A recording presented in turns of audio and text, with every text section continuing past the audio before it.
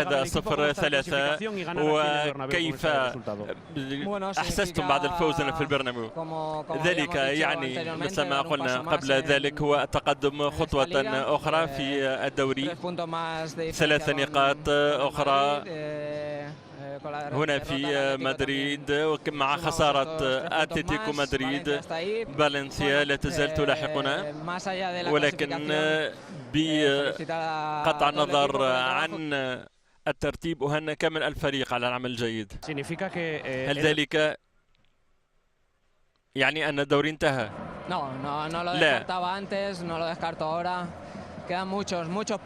لا تزال العديد من النقاط، وكرة القدم أكدت لنا أن في العديد من الأمور تحصل المستحيلات، وسنحاول أن نقدم أقل أخطاء.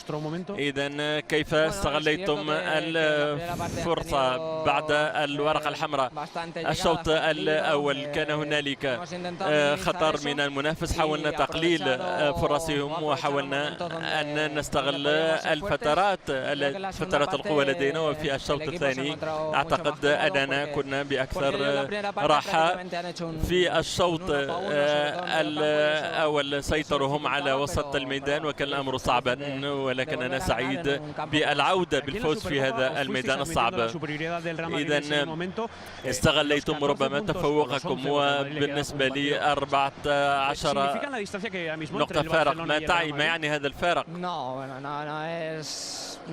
ذلك يعني شيئا، وليس وقت الحديث عن الفرق.